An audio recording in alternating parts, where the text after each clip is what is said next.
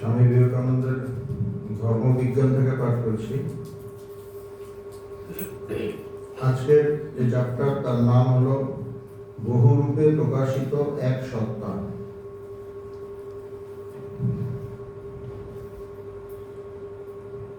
আমরা দেখিয়াছি বৈরাগ্য বা ত্যাগই এই সকল বিভিন্ন যোগপথের সন্ধিস্থল। হচ্ছে যে নানা পথ আছে, আমরা দেখি গীতায় জ্ঞানযোগ, ভক্তিযোগ, রাজযোগ, তারপর কর্মযোগ, এই সমস্ত যোগের কথা বলা আছে। বলছে সমস্ত যোগের যে মূল জিনিসটা সেটা কি? বৈরাগ্য বা ত্যাগ। বৈরাগ্য কি? যখন ভেতরে আসে যে এই জগৎটা সত্য নয়, ভিতরে যখন আসে যে এই জগৎটা সত্য নয়, আমার এটার দরকার নেই, যেটা সত্য নয়, যেটা মিথ্যা, সেটা আমার দরকার নেই, এই যে ভাব, এটাই হলো বৈরাগ্য। এই যে মনের এই যে দশাটা, মনের যে অবস্থাটা, এটাই বৈরাগ্য। আর ওটা থেকে ত্যাগ আসে। ত্যাগ হলো আমি কিছু ছেড়ে দিলাম বা ত্যাগ করে দিলাম। তো মূল কথাটা হলো বৈরাগ্য। ত্যাগটা যারা সন্ন্যাসী তারাই মানে জগৎ সংসার টংসার ত্যাগ করেন, কিন্তু যারা সংসারে আছে তাদের জন্য কি ত্যাগ? বলছে না, তাদের ত্যাগ করলে তো তারা সংসারে থাকতে পারবেন না। তাদের জন্য কি বলছে? বৈরাগ্য। এই জন্য ভগবান যখন সন্ন্যাস নিতে চাইলেন তার গুরুদেবের কাছে গিয়ে, গুরুদেব বললেন না, সারদামা বলেছে গৃহীদের অন্তর সন্ন্যাস। অন্তর সন্ন্যাস মানে কি? মানে তুমি বাইরে সংসারেই থাকবে, বাইরে সংসারে থাকবে, আর ভেতরে সন্ন্যাসী হবে। বাইরে সংসারী, ভেতরে সন্ন্যাসী। ভেতরে সন্ন্যাসী মানে কি? ভেতরে সন্ন্যাসী মানে সেই অন্তর সন্ন্যাস, এবং অন্তর সন্ন্যাস মানে সেই বৈরাগ্য। ভেতরে সেই বৈরাগ্য থাকবে। সংসারে থাকো, কিন্তু ভেতরে যেন বৈরাগ্যটা থাকে যে এটা সত্য নয়, এইটার আমার দরকার নেই, ভেতরে যেন ওই ভাবটা থাকে। আমরা দেখিয়েছি বৈরাগ্য বা ত্যাগই এই সকল বিভিন্ন যোগপথের সন্ধিস্থল। কর্মী কর্মফল ত্যাগ করেন। এই যে কর্মযোগী যারা, কর্মী বলতে কর্মযোগীর কথা বলা হয়েছে। কর্ম তো সবাই করে, সবাই কর্মী, কিন্তু সব কর্মীদের কথা বলা হচ্ছে না। যারা কর্মযোগী, যারা কর্মটাকে সত্যের সাথে যুক্ত করার পন্থা হিসেবে নিয়েছে, তাদের ক্ষেত্রে কি? তাদের ক্ষেত্রে বলছে কর্মী কর্মফল ত্যাগ করেন, কর্ম ত্যাগ করেন না। তারা কর্ম করেন, কিন্তু এই যে ফলটা কি আসবে এইটা ত্যাগ করে দেন। এই ফলের আশাটা, তারা ফল কামনা করেন না, কর্মটা করেন, যেটা কর্ম সেটা করেন, কিন্তু ফলটা ঈশ্বরের উপর ছেড়ে দেন। সুতরাং তারা কি ত্যাগ করেন? তারা ফলটাকে ত্যাগ করেন, কর্মফল ত্যাগ করে দেন। ভক্ত সেই সর্বশক্তিমান সর্বব্যাপী প্রেম স্বরূপের জন্য সমুদয় ক্ষুদ্র ক্ষুদ্র প্রেম ত্যাগ করেন। ভক্ত মানে যে ভক্তি যোগের যে উপাসক, ভক্তি যোগের যে সাধক, তিনি কি করেন? কর্মযোগী তো কর্মফল ত্যাগ করেন। ভক্তি যোগে যে আছে সে কি ত্যাগ করে? সে ত্যাগ করে হলো যে তার ছোট ছোট ভালোবাসা, যে জগতের নানা কিছুর প্রতি, আমাদের নানা কিছুর প্রতি ভালোবাসা থাকে, সংসার, বাবা মা, ভাই বোন, আত্মীয় স্বজন, বন্ধু বান্ধব, ছেলে মেয়ে, বাড়ি গাড়ি, এগুলোর প্রতি আমাদের ভালোবাসা থাকে। ক্ষুদ্র ক্ষুদ্র প্রেম বলছেন, আমাদের ভালোবাসা ক্ষুদ্র ক্ষুদ্র থাকে না, বৃহৎ বৃহৎই থাকে এগুলোর প্রতি ভালোবাসা। তারপর করে করে ঈশ্বরের জন্য যখন খোঁজা হয়, দেখা যায় যে 0.001% হয়তো আছে প্রেম তার জন্য। হ্যাঁ, আমি ভগবানকে ভালোবাসি, কিন্তু ভালো করে মনটাকে সার্চ করে, সার্চ লাইট দিয়ে দেখে যদি দেখি ওই 0.001% হয়তো ঈশ্বরের জন্য মন আছে, জেনুইন মন। বাকি সব মনটা জগতের জন্য থাকে।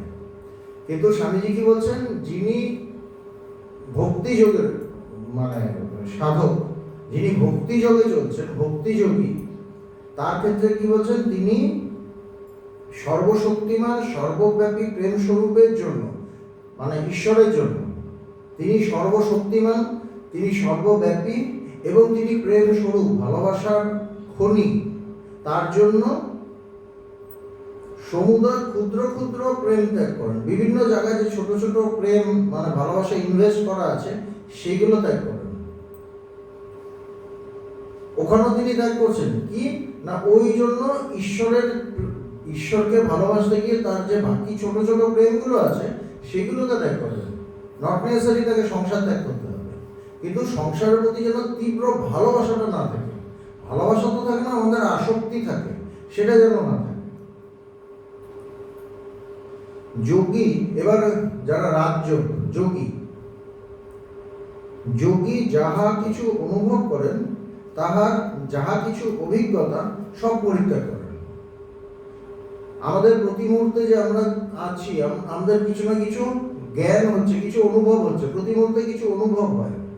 বলছে যোগী জাগতিক যে অনুভব ওগুলোকে ত্যাগ করেন।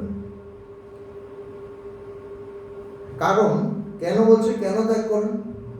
কারণ তাহার যোগ শাস্ত্রের শিক্ষা এই যে সমগ্র প্রকৃতি যদিও আত্মার ভোগ অভিজ্ঞতার জন্য, কেন কর্মযোগে কি বলে, এই রাজযোগে কি বলে, কয়েকদিন আগেই আমরা রাজযোগ সম্পর্কে পড়েছিলাম। এখানে স্বামীজি বলছিলেন যে যোগের ক্ষেত্রে যারা যোগী বা মানে সাংখ্যের ইয়েতে আমরা পড়েছিলাম, কাছাকাছি সব বলছে সেখানে কি যে পুরুষ এবং প্রকৃতি, পুরুষ মানে সেই ব্রহ্ম, কিন্তু তারা বলছে মানে অনন্ত পুরুষ আছে, অনেকগুলো পুরুষ আছে। আর প্রকৃতিটা কেন না, সেটা ভোগ এবং ত্যাগের জন্য, সেটা ভোগের জন্য বা অভিজ্ঞতার জন্য সেই প্রকৃতি। তো বলছে যে যোগী কি করেন, এই যা কিছু অনুভব করেন তাহার যাহা কিছু অভিজ্ঞতা সব পরিত্যাগ করেন। কারণ যোগশাস্ত্রের শিক্ষা এই যে সমগ্র প্রকৃতি যদিও আত্মার ভোগ ও অভিজ্ঞতার জন্য, তথাপি উহা শেষে তাহাকে জানাইয়া দেয় তিনি প্রকৃতিতে অবস্থিত নন, প্রকৃতি হইতে তিনি নিত্য স্বতন্ত্র। বলছে এই প্রকৃতিটা কেন আছে, আত্মার ভোগ এবং ভোগের জন্য এবং অভিজ্ঞতার জন্য, নানা রকম অনুভব হচ্ছে, নানা কিছু হচ্ছে, সেই জন্য প্রকৃতি আছে। এবং প্রকৃতি মানে তারপর কি চলতে চলতে তার এইটা লাস্টে হয় যে এইটাও অ্যাকচুয়ালি তিনি এই প্রকৃতি থেকে আলাদা। যখন তার এটা হয়ে যায় যে আমি প্রকৃতি থেকে স্বতন্ত্র, আলাদা, তখন তার ভোগের স্পৃহাটা ওইভাবে থাকে না। প্রকৃতিকে ভোগের যে স্পৃহা সেটা আর খুব একটা থাকে না। তো সুতরাং রাজযোগী যারা, তারাও আস্তে আস্তে এই জাগতিক যে ভোগগুলো আছে বা অভিজ্ঞতা আছে, মানে নানা কিছু বোধ আছে, সেগুলোকে ত্যাগ করেন। কাকে? সেই তাকে জানার জন্য। জ্ঞানী সব ত্যাগ করেন। আর জ্ঞান যোগী তার ক্ষেত্রে কি বলছে, জ্ঞানী সব ত্যাগ করেন। কারণ জ্ঞান শাস্ত্রের সিদ্ধান্ত এই যে ভূত ভবিষ্যৎ বর্তমান কোনো কালেই প্রকৃতির অস্তিত্ব নাই। আর জ্ঞানীর ক্ষেত্রেও তাই, তিনিও সব ত্যাগ করেন। কেন ত্যাগ করেন? যে তিনি জানেন যে ভূত ভবিষ্যৎ বর্তমান তিন কালে এই জগতের কোনো অস্তিত্ব নেই, ছিল না। যেটা মিথ্যা সেটাকে আমি ভোগ করবো কেন, সেটাতে আমার মন থাকবে কেন? সুতরাং তিনিও সব ত্যাগ করেন। সুতরাং চারটে দিকে আমরা দেখছি তার প্রসেস আলাদা, তার সাধনা আলাদা, সমস্ত কিছু আলাদা, লক্ষ্যবস্তু এক, কিন্তু আরেকটা জিনিস এক, সেটা হলো বৈরাগ্য। ত্যাগ বা বৈরাগ্য এইটাও কিন্তু এক সব জায়গাতে। মানে যে পথেই আমি যাই না কেন ওখানে আমার বৈরাগ্য থাকতে হবে বা ত্যাগের ভাবটা থাকতে হবে, নাহলে আমি কোনো দিকে উন্নতি করতে পারবো না, আমরা ডেভেলপ হবো না।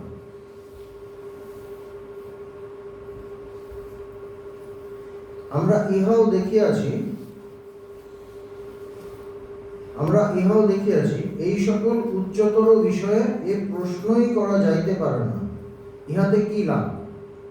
বলছে কি, যখনই সেই উঁচু বড় কোনো তত্ত্বের কথা হয় সেখানে এই প্রশ্নটা খুব ছোট হয়ে যায় যে এতে লাভ কি।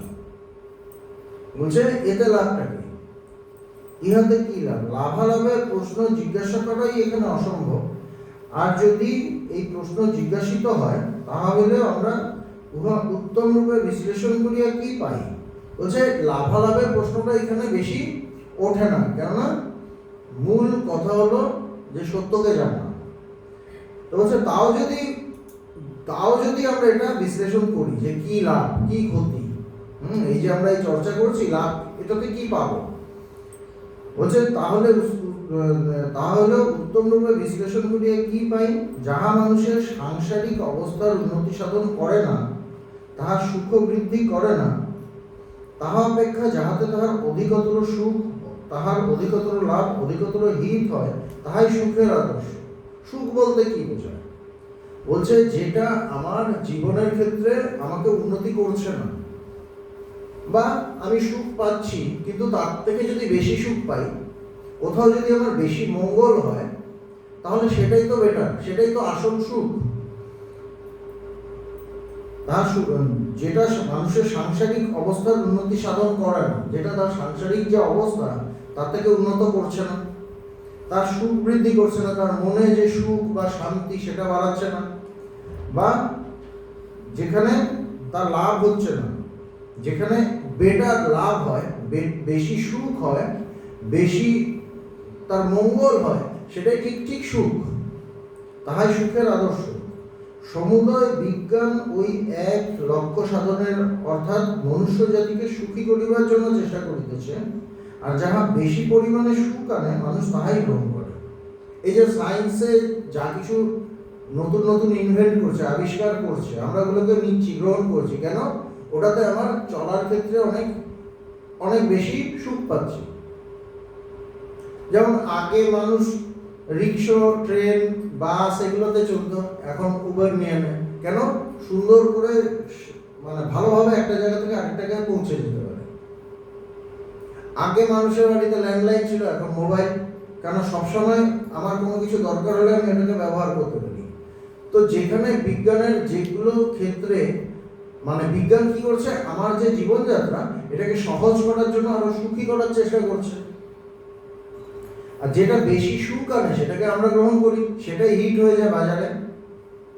একটা ভালো গাড়ি এলো, প্রচুর মানুষ ওই গাড়িটা কিনতে শুরু করবে, কিছুদিন পরে হয়তো আমাদের ইন্ডিয়ান মার্কেটে টেসলা ঢুকবে। এবার কত মানুষ যে ওটা কিনবে, পুরোনো গাড়ি ছেড়ে দেবে, কারণ ওইটা তাদের কাছে বেটার মনে হবে হয়তো। তো যখনই একটা বেটার কিছু আসে, আমার বুদ্ধিতে ওটা আমার কাছে বেটার মনে হয়, সেটাকে আমরা গ্রহণ করি, আর যেটা মনে হয় যে এটা আগে থেকে মানে বাজে, ওগুলোকে আমরা ত্যাগ করে দিই। এটাই তো মানুষের নেচার, মানুষের এটাই মনের অবস্থা। যাহাতে অল্প সুখ তাহা ত্যাগ করে, আমরা দেখিয়াছি। সুতরাং বোঝা গেল সুখটা একটা ইম্পর্টেন্ট জিনিস মানুষের জীবনে, যেখানে বেশি সুখ সেটাকে মানুষ গ্রহণ করে। এবার সুখ নিয়ে স্বামীজি বিশ্লেষণ করছে, সুখ কাকে বলে। তো বলছেন যে আমরা দেখিয়াছি সুখ হয় দেহে, না হয় মনে বা আত্মায় অবস্থিত। সুখটা কিসে অবস্থিত? হয় দেহে, না মনে, না হয় আত্মায়। তিন জায়গায় সুখ আছে, তাই না? একজন মানে আমি শুয়ে আছি, কাউকে বললাম একটু মাথাটা টিপে দে, আমি বেশ মাথা টিপে দিচ্ছে, আমার বেশ ঘুম পেয়ে গেল, খুব একটা টেস্ট পেলাম। তো ওই সুখটা কিসের? ওটা দেহের সুখ। পশুদের এবং পশু প্রায় অনুন্নত মনুষ্যগণের সকল সুখ দেহে। তো দেহের সুখ কাদের বেশি? বলছে পশুদের মধ্যে। তারা মনের সুখ বোঝে না, তাই না? তাদের মেইন সুখটা কি? দেহে। একটা ক্ষুধার্ত কুকুর বা ব্যাঘ্র যেরূপ তৃপ্তির সহিত আহার করে, কোনো মানুষ তাহা পারে না। একটা কুকুরকে খুব খিদে পেয়েছে, ওকে এক টুকরো মাংস দেওয়া হলো, বা একটা বাঘ অনেকদিন খেতে পায়নি, একটা হরিণ ধরে খাচ্ছে, ও যে টেস্ট নিয়ে খাচ্ছে, ওই টেস্টে কিন্তু আমরা খেতে পারি না। খাবে, থাবাটা চাটবে, আবার একটু করে খাবে, আবার মাংসটা আবার চাটবে, মানে প্রচন্ড সুখ পাচ্ছে ওটার মধ্যে। এই যে সুখ, এটা কি? ওর দেহের সুখ, এটা হলো দেহের সুখ। সুতরাং কুকুর, একটা ক্ষুধার্ত কুকুর বা ব্যাঘ্র যেরূপ তৃপ্তির সহিত আহার করে, কোনো মানুষ তাহা পারে না। মানুষ অতটা মানে ওইভাবে টেস্ট করে খেতে পারে না। একটা বাঘ যেভাবে খায়, টেস্ট নিয়ে খায়। সুতরাং কুকুর ও ব্যাঘ্রের সুখের আদর্শ সম্পূর্ণরূপে দেহগত। সুতরাং কুকুরকে যদি বলা হয় সব থেকে সুখ কিসে আছে, বলছে মাংস খেতে। বা একদম রাস্তার কুকুর যদি হয় তাহলে বলবে শুকনো হাড় চেবাতো টেস্ট। উটকে যদি বলা হয় সুখ সব থেকে বেশি সুখ কিসে, ও বলবো কাটা কাটা, মানে মরুভূমির যে কাটা গাছগুলো আছে ওগুলো খেতে খুব টেস্ট, ও বলবে।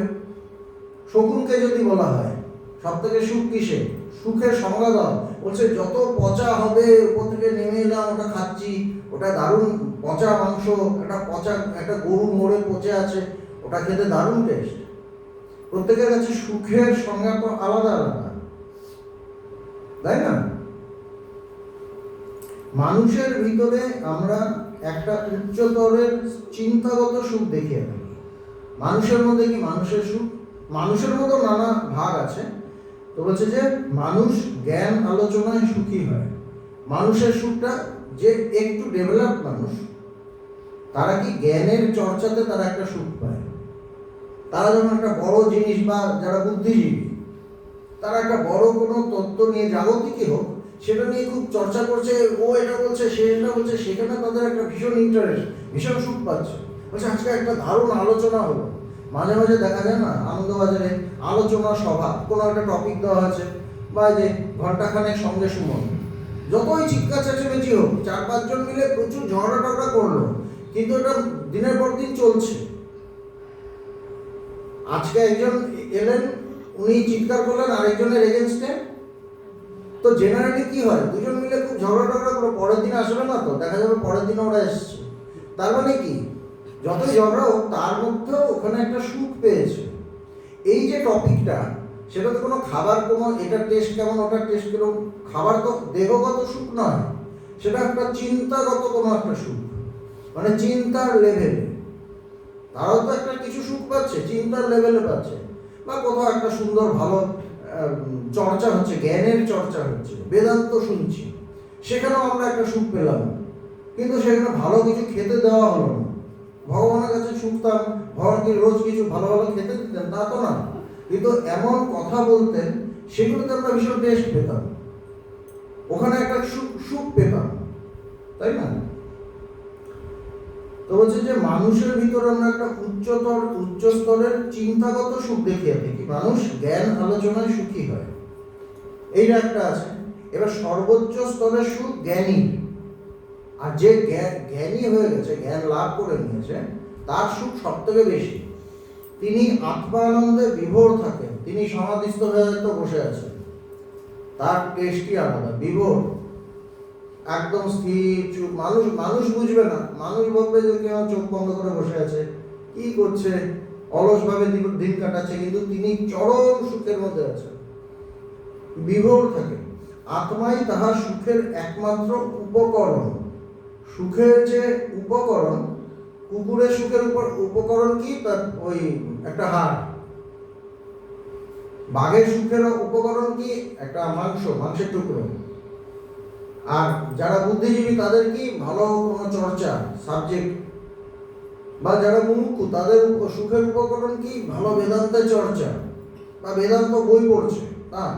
আর যিনি জ্ঞানী তার সুখের উপকরণ কি, আত্মায় বিভোর থাকা, একদম মগ্ন হয়ে থাকা, ব্রহ্মানন্দে লীন থাকা। অতএব দার্শনিকের পক্ষে এই আত্মজ্ঞানী পরম লাভ বা হিত, কারণ তিনি ইহাতে পরম সুখ পাইয়া থাকেন। তো যিনি দার্শনিক বা যিনি মুমুক্ষু, যিনি এই সত্যকে জানতে চান, তার কাছে, বা যিনি জ্ঞানী, জ্ঞান লাভ করেছেন, তার কাছে আসল সুখটা কি, যে সেই আত্মায় বুধ হয়ে থাকা, সমাধিস্থ হয়ে থাকা, ওখানে তিনি আসল সুখ পান। জড় বিষয়সমূহ বা ইন্দ্রিয় চরিতার্থতা তাহার নিকট সর্বোচ্চ লাভের বিষয় হইতে পারে না, কারণ তিনি জ্ঞানে যেরূপ সুখ পাইয়া থাকেন, উহাতে সেরূপ পান না। জড় বিষয় তারা ওই সুখটা পায় না, জড় বিষয়ে তারা ওই সুখটা পায় না যে সুখটা তারা সেই আত্মায় পায়, সেই জ্ঞানে পায়। প্রকৃতপক্ষে জ্ঞানী সকলের একমাত্র লক্ষ্য, আর আমরা যত প্রকার সুখের বিষয় অবগত আছি তার মধ্যে জ্ঞানই সর্বোচ্চ সুখ। সুতরাং আমাকে যদি সুখও পেতে হয় আমাকে জ্ঞান লাভ করতে হবে, কেননা যত রকম সুখ আছে বলছে জ্ঞানটাই সবচেয়ে বেশি সুখ। কিন্তু ওইটা বুঝবো কিভাবে? ওটা তো এমনি বুঝবো না, ওটা আমাকে জ্ঞানী হতে হবে। বুঝতে গেলে ওটা বুঝতে গেলে আমাকে জ্ঞানী হতে হবে, আমাকে জ্ঞান লাভ করতে হবে, তখন আমি সেই সুখটা বুঝবো। নাহলে আমি কোনোভাবেই বুঝবো না। এটা অনুমান করে কল্পনা করে বোঝা যায় না, এটা কিন্তু অনুমান করে বোঝা যায় না। সুতরাং এটা আমাকে ওই জায়গায় গিয়ে বুঝতে হবে। যাহারা অজ্ঞানে কাজ করিয়া থাকে তাহারা যেন দেবগণের ভারবাহী পশু। বলছে যে অজ্ঞানের মধ্যে যারা কাজ করছে, অজ্ঞানকে নিয়ে যারা কাজ করছে, অজ্ঞানের বশবর্তী হয়ে যারা কাজ করছে, তারা কি বলছে? দেবগণের ভারবাহী পশু। মানে একটা দেবতাকে নিয়ে, তো দেবতাদের একটা বাহন থাকে না, একটা বাহন থাকে। বলছে আমি কাঁধে একজন দেবতাকে নিয়ে চলছি, কিন্তু আমি দেবতার মর্ম বুঝছি না, কেন আমি একটা পশু। আমি যাই, ওকে নিয়ে যাই, ব্যাস। যেমন গাধার পিঠে একটা দারুণ খাবার চাপিয়ে দেওয়া হলো, যার জন্য সব পাগল হয়ে আছে সাধারণ মানুষ। গাধাটা কিন্তু ওটা নিয়ে করে যাচ্ছে, মানে ও যদি গাধা না হতো ও ওটা নিজেই সব খেয়ে নিত, কিন্তু ওটারও মর্ম বোঝে না। তো বলছে যে সাধারণ অজ্ঞানে থাকা মানুষ আমরা, আমাদের অবস্থা কি? বলছে দেবগণের ভারবাহী পশু। আমরা সেই মানে কাঁধে সেই দেবতাকে বা সেই ব্রহ্মকে ধারণ করে আছি, তাকে নিয়েই চলছি, কিন্তু তার মর্ম বুঝছি না, তার মর্ম আমি বুঝতে পারছি না। এখানে দেব অর্থে বিজ্ঞ ব্যক্তিকে বুঝাইতে হইবে। যে সকল ব্যক্তি যন্ত্রবৎ কার্য ও পরিশ্রম করিয়া থাকে তারা প্রকৃতপক্ষে জীবনটাকে উপভোগ করে না। যারা যন্ত্রের মতো অজ্ঞানের বশবর্তী হয়ে কাজ করে থাকে, তাদের কি জীবনে এন্টারটেনমেন্ট নেই? আছে, আছে। তাদের কি, তাদের ওই দেহগত এবং কিছু কিছু মনোগত সুখ আছে, কিন্তু আসল পরম সুখটা তাদের নেই, ওই সুখটা তারা পায় না। বলছে যে জীবনটাকে তারা উপভোগ করে না। বিজ্ঞ ব্যক্তি জীবনটাকে উপভোগ করেন। বিজ্ঞ বলতে জ্ঞানী, যিনি সেই জ্ঞান লাভ করেছে তিনি জীবনটাকে উপভোগ করেন, অ্যাকচুয়ালি টেস্ট করেন তিনি সেই লাইফে। একজন বড় লোক হয়তো 1 লক্ষ টাকা খরচ করিয়া একখানা ছবি কিনিল। একজন খুব পয়সাওয়ালা 1 লাখ টাকা খরচ করে একটা দারুণ পেন্টিং কিনেছে, হয়তো পিকাসোর বা কিছু দা ভিঞ্চি, মানে কিছু ওরকম বিরাট কারণে কিনিল। কিন্তু যে শিল্প বুঝিতে পারে সেই উহা উপভোগ করিবে। করে লাগালো, দেখেছেন এনেছি, এই গতকালই কিনলাম। কিন্তু আরেকজন একদম গরিব মানুষ, সাধারণ, সে এসে না মুগ্ধ হয়ে তাকিয়ে আছে। ওই যে আরেকজন যার বাড়িতে এসেছে সে হয়তো কোটিপতি, সে হয়তো অনেক দারুণ দারুণ খাবার এনে রেখে দিয়েছে, সে ওখানে মুগ্ধ হয়ে তাকিয়ে আছে, 8 ঘন্টা ধরে ওই পেন্টিংটাই দেখছে। আর যে কোটিপতি সে সে ওইটা দেখে খুশি হচ্ছে যে আমি এত টাকা দিয়ে কিনেছি, ওইটাও দেখছে, এইটাতে সে খুশি হচ্ছে, কিন্তু পেন্টিংটা দেখে নিজে সে খুব একটা খুশি হচ্ছে না, কেননা সে ওটার মূল্যই বুঝতে পারে না। ওটার মূল্য সে নিজেই জানে না। সে শুধু জানে আমার কাছে টাকা আছে, ওটা কিনেছি, তো ফেমাস ছবি দেখুন। কিন্তু সে নিজে যখন ঘরে থাকে ওটার দিকে তাকায় না, টিভির দিকে তাকিয়ে থাকে বা মোবাইল দেখে। কিন্তু ওই মানুষটা, সে হয়তো রাস্তায় থাকে বা সাধারণভাবে থাকে, একদম মানে নিম্নবিত্ত বা নিম্ন মধ্যবিত্ত, সে কিন্তু হা হয়ে তাকিয়ে দেখছে, কেননা সে শিল্পটা বোঝে। তো আমাদের অবস্থা কিছুটা সেরকম। ক্রেতা যদি শিল্পজ্ঞান শূন্য হয় তবে তাহার পক্ষে উহা নিরর্থক, সে কেবল উহার অধিকারী মাত্র। তো তার যদি শিল্পবোধ না থাকে তাহলে তার মানে ওইটার টেস্ট নিতে পারে না, সে ওটাকে ওই বস্তুটাকে গ্রহণ করেছে সেটার অধিকারী, ওটা তার কাছে আছে। যেটা কিছু মানুষকে পরম সুখ দিচ্ছে সেটা ওই যে বাড়ির মালিক তাকে খুব একটা সুখ দিতে পারছে না। সে সুখ এটাতে পাচ্ছে, এত লোক এসে প্রশংসা করছে যে বাবা দারুণ জিনিস এনেছেন এইটাতে, কেননা তার ইগো স্যাটিসফাই হচ্ছে। তাতে কি হচ্ছে, তার ইগো স্যাটিসফাই হচ্ছে এবং ও ভাবছে যে আমার টাকার দাম দিচ্ছে। কিন্তু শিল্পের মানে ইয়েটা সে নিজেই বোঝে না, মর্মটা। জগতে এই সমগ্র জগতে বিজ্ঞ বিচক্ষণ ব্যক্তি কেবল সংসারের সুখ উপভোগ করেন। হচ্ছে সংসারও সেরকম, যারা ঠিক ঠিক জ্ঞানী তারাই সংসারের সুখ, আসল সুখটা উপভোগ করতে পারেন, যেমন ভগবান করেছিল। স্বামীজিকে এক জায়গায় জিজ্ঞেস করা হচ্ছে যে আপনারা তো সব ত্যাগ করে দেন, আপনারা তো জগতের মানে উল্টো বলছে, জগতে যে এত আনন্দ আছে, টেস্ট আছে, এটা মানে এত মজা আছে, সেটাই তো আপনারা বুঝলেন না, ভোগটাই করতে পারলেন না। স্বামীজি বলছে সব থেকে ভোগ আমরা বেশি করি, আমরা সব থেকে বড় ভোগী। বলছে তোমরা মানে কিভাবে কিভাবে ভোগ করো? বলছে এই যে কমলা লেবুটা আমরা খাচ্ছি, তোমরা কিভাবে খাও? পুরোটা একসাথে মুখে দিয়ে দাও। কেন? তোমরা জানো আজকে আছি, কালকে নাও থাকতে পারি, যে কোনো দিন মরে যাবো, সেই জন্য তোমরা খাও। তার মধ্যে খোসা থাকে, তার মধ্যে দানাগুলো থাকে, তার মধ্যে অনেকগুলো থাকে, অনেক কিছু থাকে, রসও থাকে, সব কিছু দাও, তারপর গলায় লাগে, তারপর খক করে কাশতে থাকো, তারপর ডাক্তারের কাছে যাও, তারপর হয়তো হাসপাতালে ভর্তি হয়ে গেলে সমস্ত কিছু হয়। আর আমরা কিভাবে খাই? আমরা খোসা ছাড়িয়ে, দানা ফেলে, প্রতিটা ইঞ্চি ইঞ্চি আমরা অনুভব করে টেস্টটা নিয়ে নিয়ে খাই। কেন খাই? আমরা জানি আমাদের মৃত্যু নেই, আমরা জানি আমরা সবাই অমর, আমরা সেই মরণের পাড়ে চলে গেছি, মৃত্যুর পাড়ে চলে গেছি। আমি সেই সত্যকে জেনেছি, যাকে জানলে সেই মৃত্যুকে পার করে দেওয়া যায়। সেই জন্য আমাদের কোনো ভয় নেই, আমরা ভয় পেয়ে থাকি না, জীবনটাকে আমরা যথার্থভাবে উপভোগ করতে পারি। কিন্তু তোমরা পারো না, তোমরা প্রতি মুহূর্তে জানো যে মৃত্যু তোমাদের পেছনে তাড়া করছে, তোমাদের এই অবস্থা। তো বলছেন যে সমগ্র জগতে বিজ্ঞ বিচক্ষণ ব্যক্তি কেবল সংসারের সুখ উপভোগ করেন। সংসারে সবাই দুঃখটাই উপভোগ করে, সুখটাকে উপভোগ করতে পারে না, কেননা কাঁটাগুলো খোঁচা দেয়, ওটা বলতেও পারে না। অজ্ঞান ব্যক্তি কখনো সুভোগ করিতে পারে না, তাহাকে অজ্ঞাতসারে অপরের জন্যই পরিশ্রম করিতে হয়।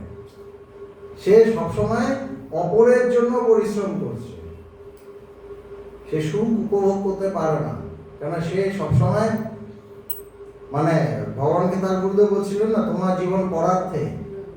আমাদের জীবন এরকম পরার্থী সবার, কেন নিজের জন্য কিছু অনুভব করতে, ওর জন্য এই করতে হবে, এই সকালে ওটাই করতে হবে, প্রতি মুহূর্তে ছুটছে। আর কি শরীরের জন্য, মনের জন্য ছুটছে। আসল যে সুখ, আসল নিজেকে সে খুঁজে পেল না, আসল আত্মাকে সে জানল না। তা আমরা এইভাবেই চলি। এখান থেকে উঠে আসার রাস্তা মহাপুরুষরা দেখাচ্ছেন, সেই রাস্তায় যদি আমরা চলি তাহলে আমরা সেই সত্যকে জানতে পারবো এবং ঠিক ঠিক সুখী হব।